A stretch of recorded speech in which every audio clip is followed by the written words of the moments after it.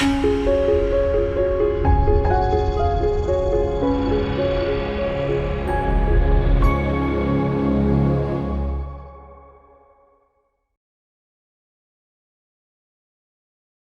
everybody!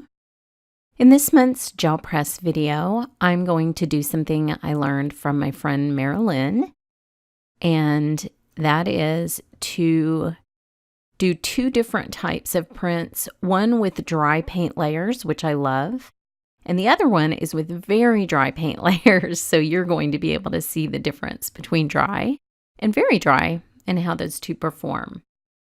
Now I have some Ranger Archival ink here.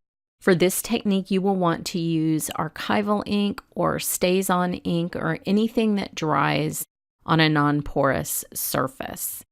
And when she told me about this, she said she was scared that that ink would be forever on her gel press when she tried it.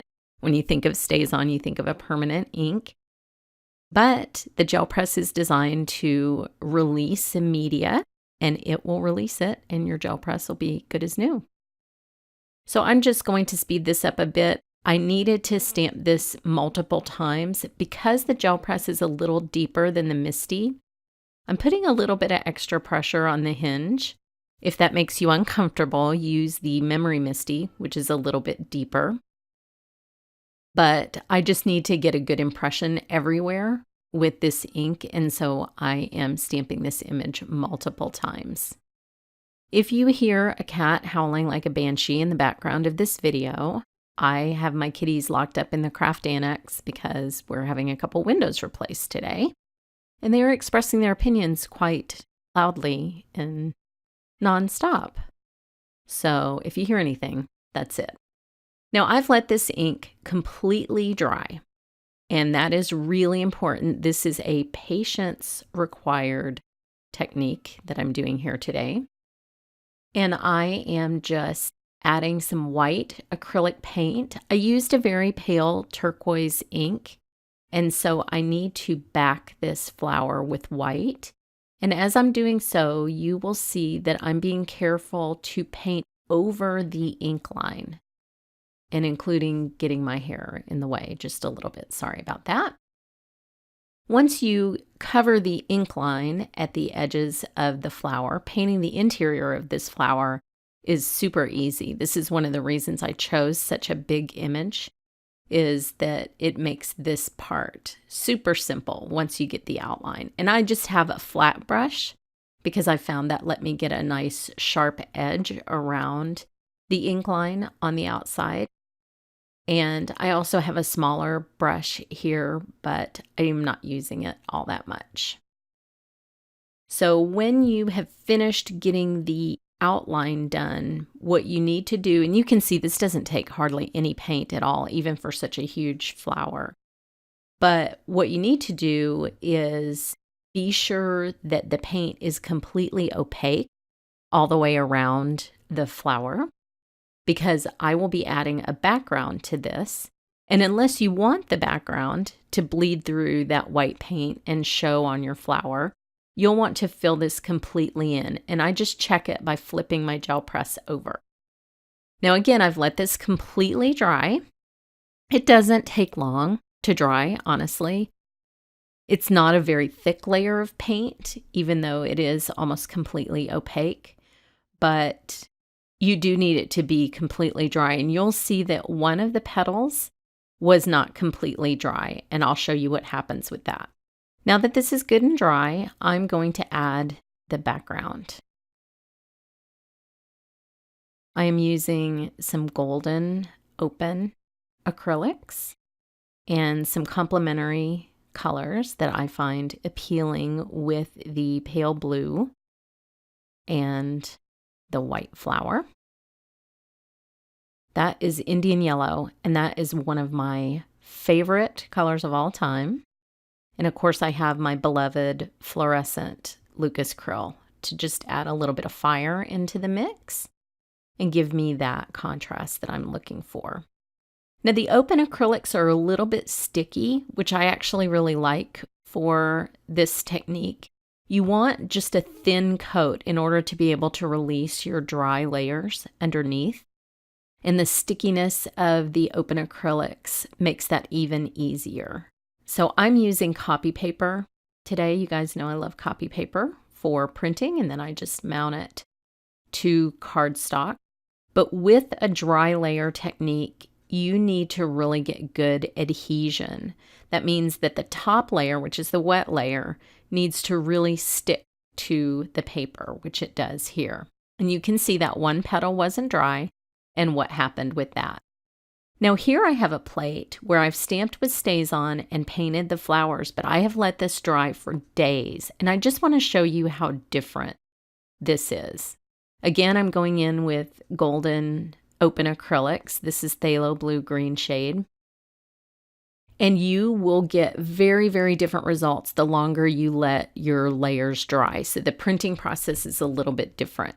Unfortunately, my phone ate part of this video, so you won't get to see every print, but I photographed all the prints that came after this.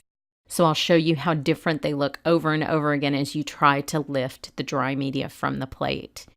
Now, what you find when you let it dry for a long time is that you can do many, many prints before you get this dry layer up off your plate. That's kind of the difference. Whereas I got a nice clean lift of my image the first time, this can be a little bit more of a lengthy process to get the last of the layers off. This is more like a process where you get those good grungy little bits on your plate if you don't clean your plate for a while. That's more what this technique is like. Now, I didn't have enough paint there. As I said, this is sticky, and I'm going on top of dry paint. So I need to make sure I get good coverage so that I can lift the very first print. But you will need to do these in a series. I love this kind of funky poinsettia background. So I'm using a wet baby white to just lift a little bit of pattern out of that background for some interest and give it just a little bit of a zing in the background. But as you'll see with layers that have dried for a few days, I won't be able to pull all of those up with the first print. It's going to take me several prints to do that, and each one is going to look so different. I loved this so much. And it was really just an accident that I let the plate dry for a couple of days. It's been a little chaotic around here. And so it was a fun surprise to see that I was getting these really different prints and not just pulling that dry media off the plate. So you can see this first print, the paint is sitting up on top of the dry paint. Some of the bottom layers are coming off, some are not. And you get this beautiful batik look for the first print. And you'll notice on the flowers, it is pulling the ink, that StazOn ink, up right away. I'm getting those outlines of the flowers. I'm getting some of the yellow in the center. It's fantastic. And I have all this left to work with on my plate. So each print gets more and more interesting as you go through the process of lifting these very dry layers. So much fun, such a huge accident. It seems to me that that's the way gel printing goes, is you discover things by accident as often as you deliberately set out to make what was in your head. And that's kind of fun. Now remember, thin layers work best on wet layers over dry. So make sure you get that extra paint off of your brayer onto another sheet. And you can see I actually had a little bit of paint on my brayer cleaning sheet. And I had set a wet stencil down.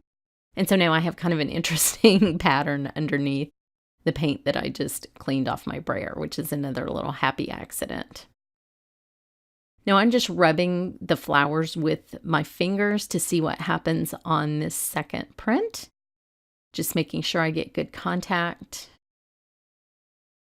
And we'll see what this looks like. And this is going to be so very different from the first print. Here, the flowers are darkened because more paint is sticking to the dry layers. And so now I have a really dark, very consistent print out of this. So I'll walk you through some of the other prints as I went on, and I added ultramarine blue light. I got this very ethereal sort of Monet look to the prints as those two colors of paint mixed. The flowers got more and more subtle until the very end when I got the last little bits up off the plate. I thought it was so interesting how the ink came up on the first pull and left those flowers underneath for subsequent pulls. So I hope you've enjoyed this. Thanks so much for watching.